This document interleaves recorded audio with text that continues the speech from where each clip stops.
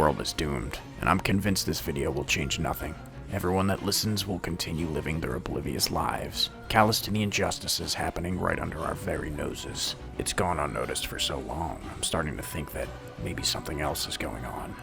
Perhaps we've willingly decided to let this travesty fall to the wayside, a necessary evil in the name of our gluttony. With that out of the way, it's time for you to join me at the bottom of the rabbit hole. I'm talking, of course, about the worldwide chocolate conglomerate known as Wonka. We all have excuses. Wonka wasn't always this evil. I don't support their newer direction.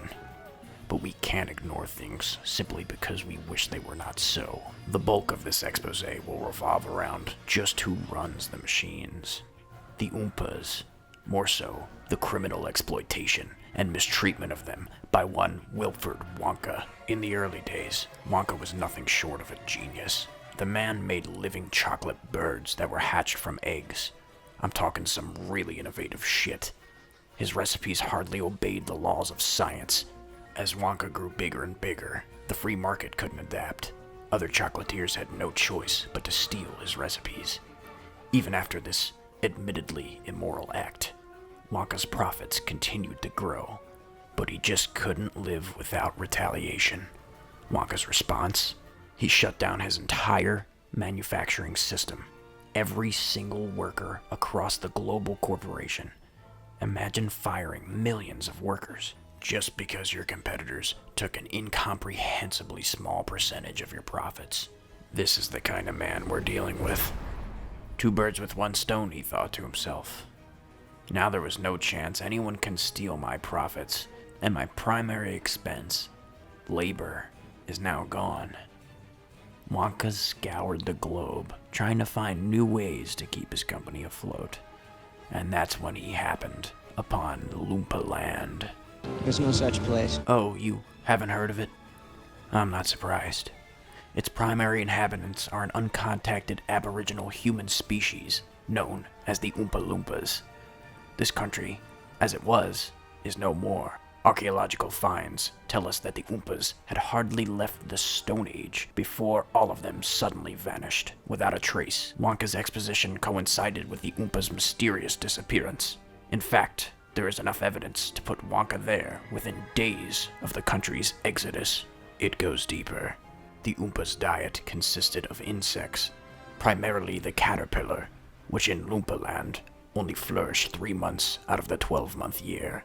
Due to the disgusting taste of the caterpillar, the Oompas essentially worshipped none other than the coca bean. The very same bean used in the creation of chocolate! We don't know how Wonka appeared to the Oompas, but what we do know is that Wonka likes to make an entrance. Did it go something like this?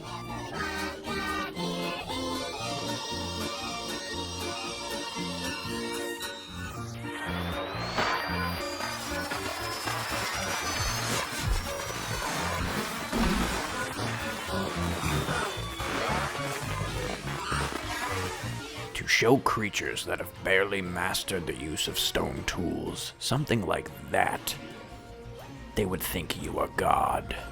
Not too dissimilar from what Wonka thinks of himself. In nature, the coca bean should flourish in a climate like Loompa Land.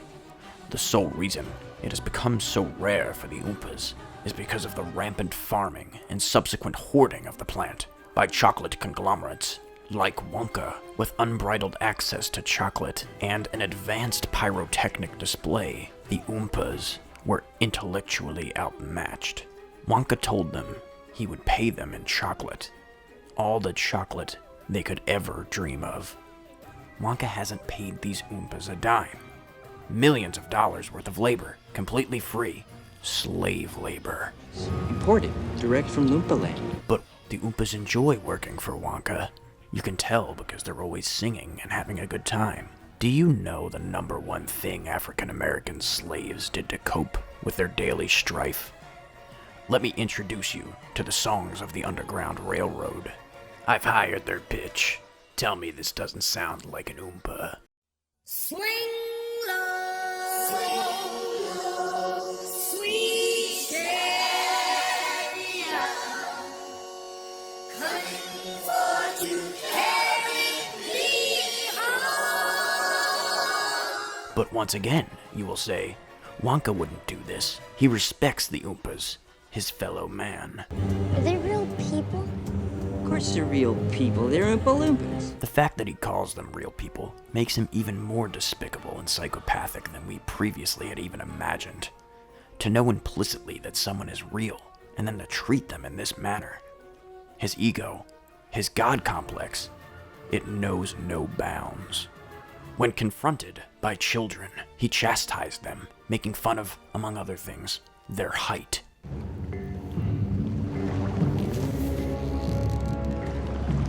You're all quite short, aren't you? Well, yeah, we're children. Well, that's no excuse. I was never as short as you. Look at your short little arms. You could never reach. The children are taller than the goddamn Oompas. Just think about the verbal harassment the Oompas go through every day. Once further, Wonka controls the Oompas' only food source.